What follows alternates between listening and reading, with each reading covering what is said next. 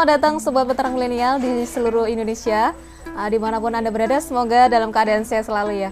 Oke, saat ini kita berjumpa lagi dengan Mas Khairi selaku owner kandang Owang. Nah, sekarang ini kita akan membahas seputar peternakan nih. Yang kemarin kita membahas pemasaran, sekarang ngopi ternak yang kedua kita membahas tentang breeding domba ini, pemeliharaannya seperti apa nanti akan disampaikan oleh Mas Khairi. Oke, tanpa basa-basi terlalu lama kita langsung aja ke Mas Khairi. Silakan Mas Khairi. Ya, oke, terima kasih Eva ya. Halo sahabat peternak milenial, jumpa lagi dengan saya Khairi dari Kandang Owang Official. Hari ini kita akan bahas terkait dengan breeding ya, manajemen breeding secara umum yang kami lakukan di Kandang Owang.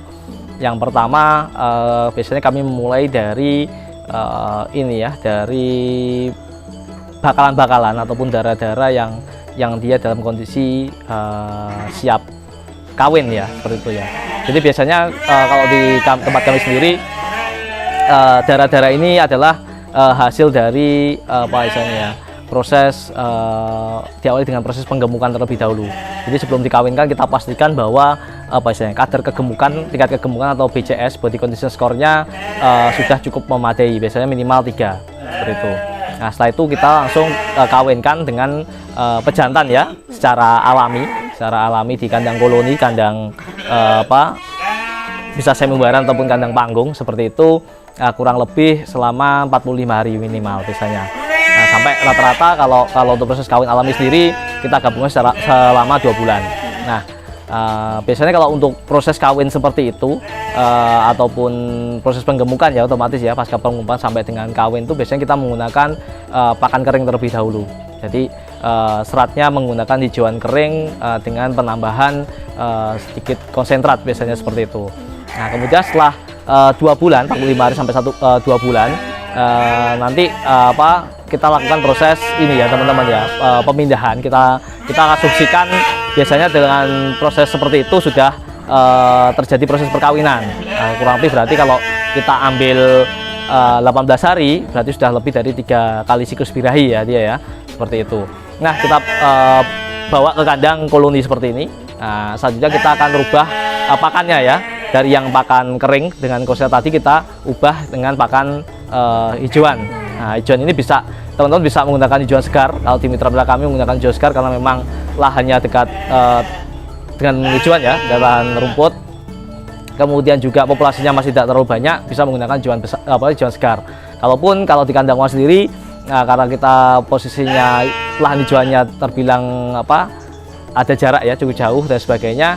Nah, kami menggunakan teknik silase. Jadi diawetkan dulu, kita ngaritnya biasanya sebulan 2 kali saja untuk mengawetkan rumput dan juga hijauan-hijauan yang lain seperti tepung jagung dan sebagainya yang kita gunakan sebagai pakan pokok untuk fase bunting. Nah, di fase bunting saya melahirkan kurang lebih kita asumsikan ya 4-5 bulan ya, karena tadi sudah 2 bulan dikolonikan ya, seperti itu ya. Kurang lebih di 4-5 bulan kita gunakan pakan hijauan segar ataupun silase tadi dengan penambahan sedikit konsentrat tentunya ya, untuk merangsang nafsu makan pada individunya sedang bunting tadi, seperti itu. Nah, kemudian setelah lahir maka kita akan langsung pindahkan ke dalam kandang khusus untuk laktasi atau khusus untuk menyusui. Nah, jadi kemudian ketika proses bunting saya melahirkan, kita biasanya taruh di kandang koloni semi umbaran seperti ini agar lahirnya ini menjadi lebih aman ya. Jadi kita tidak perlu proses menolong. Jadi bisa sudah otomatis nanti kita cek kandang ketika malam biasanya lahir ataupun pagi hari sudah ada cempe-cempe yang sudah lahir, kita langsung pindahkan ke dalam kandang laktasi. Nah, di sana kandang box 1 meter persegi ini diisi satu induk plus 1-2 anak. Nah, di kandang box ini biasanya untuk mendongkrak produktivitas susu, kemudian juga biar dia cepat pulih lagi sampai kembali siap untuk dikawinkan. Untuk pakannya kita rubah. Nah, jadi dari tadi hijauan segar ya ataupun silase kita rubah menjadi dengan hijauan kering. Sama kayak ketika proses penggemukan ataupun proses perkawinan tadi ya. Nah, kita akan rubah pakannya dengan menggunakan hijauan kering plus konsentrat tentunya. Berapa lama? Kalau di kandang laktasi sendiri selama 45 hari pertama. Kita tempatkan kandang box, kemudian setelah 45 hari kedua kita pindahkan ke dalam kandang koloni khusus untuk kawin ya. Seperti itu. Jadi cempe usia 45 hari induk sudah dikawinkan lagi.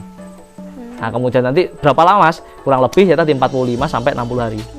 Nah, berarti setelah otomatis secara perhitungan cempe usia 90 hari kita sapih cempenya, kemudian induknya bisa kita balikan lagi ke dalam kandang koloni semi umbaran untuk siap untuk melahirkan di 5 bulan ke depan.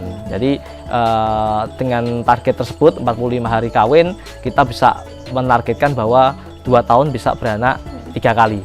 Nah, itulah tadi strategi yang kami gunakan di kandang uang, yaitu dengan pemisahan kandang ya, berbagai kelompok kandang dan juga berbagai jenis pakan, baik itu di fase menyusui ataupun fase bunting, tentunya ada perbedaan seperti itu. Oke nih Mas, terima kasih. Terus selanjutnya nih Mas, tentang SOP nih ya, hal-hal kritis apa yang harus diperhatikan oleh para peternak di rumah agar peternakannya berhasil begitu, tidak mengalami kerugian ataupun finansialnya turun seperti itu. Ya. Jadi biasanya kalau di breeding sendiri yang kami alami ya di kandang uang, titik poin kritisnya itu adalah ketika proses melahirkan. Jadi ketika proses melahirkan tadi ada beberapa hal yang perlu diperhatikan oleh teman-teman peternak. Yang pertama adalah induk. Dari segi induk biasanya setelah melahirkan itu akan menjadi stres lah ya, kesakitan, kemudian energi negatif itu istilahnya karena dia tidak ada asupan makan mungkin ya, kemudian karena stres tadi nafsu makannya turun, sedangkan kebutuhan untuk energinya sudah terkuras habis ketika proses melahirkan. Nah, biasanya akan terjadi namanya energi negatif atau induk itu nggak mau makan ya, stres dan sebagainya. Nah, apa yang harus dilakukan? Langkah pertama adalah pemberian energi instan. Nah, energi instan itu kalau di kandang uang sendiri kita biasanya menggunakan kalau obat dari pabrikan ya, itu adalah obat-obat yang mengandung ATP. Nah, biasanya kita kalau di dalam bentuk cekok kita kasih model biopros seperti itu ya, yang bisa kita pakai. Itu wajib dilakukan untuk pertolongan pertama kali. Kalaupun teman-teman tidak ada tadi ya obat-obatan pabrikan seperti itu, bisa juga menggunakan larutan energi instan ya, seperti gula merah yang dicairkan. Kemudian teman-teman bisa juga tambahkan sedikit garam dan sebagainya. Nah, kemudian dicekokkan sampai dia nafsu makannya kembali pulih. Biasanya bisa 1-2 hari seperti itu ya. Nah, biasanya juga setelah kita pisahkan tadi ya, kita masukkan dalam kandang laktasi, kita kasih kosetat yang lebih nih. Nah, bisa teman-teman misalnya kalau nggak ada kosetat, misalnya begatul atau comboran, itu diberikan agak lebih karena memang agar energinya segera pulih seperti itu. Nah, itu hal kritis yang sangat penting untuk diperhatikan. Nah, itu untuk pertama-tama. Kemudian nanti indukan ini setelah 1 minggu ya, 1 minggu sudah normal kembali, susunya bisa keluar banyak dan sebagainya, sudah mencapai puncak laktasinya. Teman-teman sebaiknya kita sarankan untuk menghubungi tenaga medis ya, tenaga medis, dokter hewan atau mantri hewan untuk minta diberikan paket penanganan komplit biasanya ya. Kalaupun teman-teman bisa melakukan sendiri tidak apa-apa, seperti pemberian obat cacing, kemudian vitamin, multivitamin, antibiotik juga. Biasanya kami juga SOP-nya seperti itu, kita dengan tenaga dokter hewan kami kita memberikan antibiotik untuk proses misalnya ada luka-luka di dalam organ reproduksinya yang kita nggak tahu ya, nggak kelihatan seperti itu.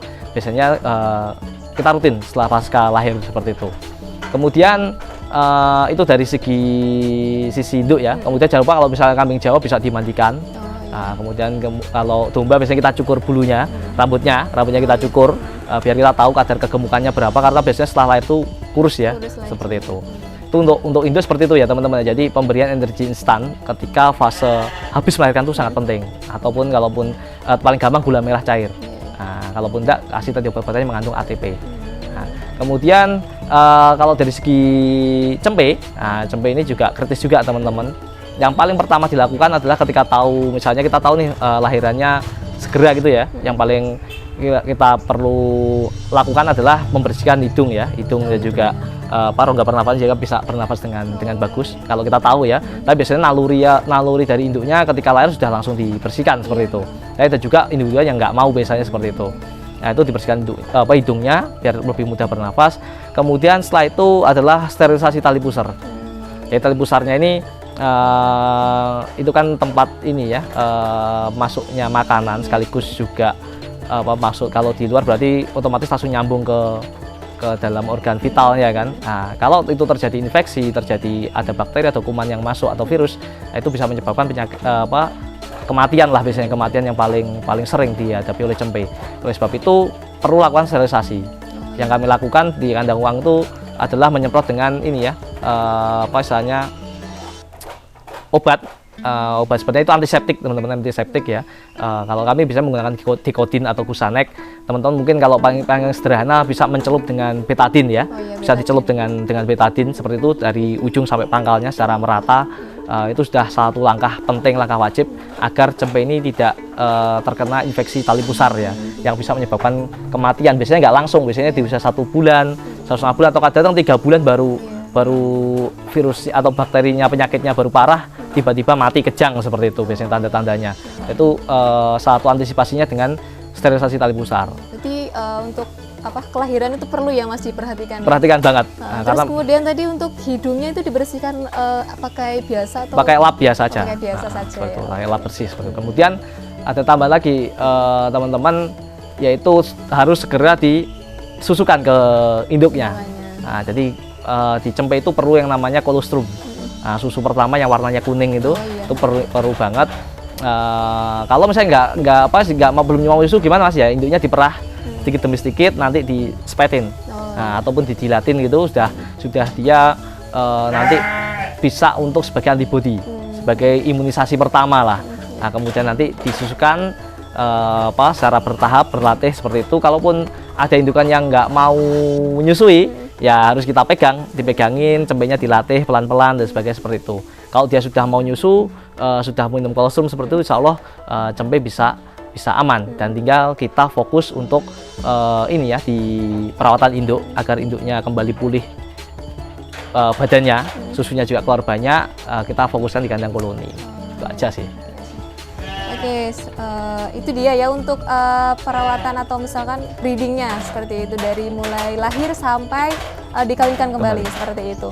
Nah, itu dia teman-teman untuk sistem breeding di kandang uang ya. Nah, terima kasih sudah menonton, dan apabila ada pertanyaan boleh diketikkan di kolom komentar.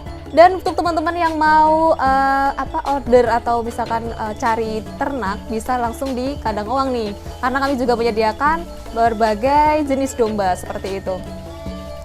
Nah, untuk teman-teman juga yang mau jadi mitra kandang uang juga bisa banget nih langsung menghubungi CS kami di bawah nomor ini ya. Atau misalkan mau ikut pelatihan atau magang bisnis juga bisa nih, langsung menghubungi nomor CS di bawah ini. Baik, terima kasih, sampai jumpa.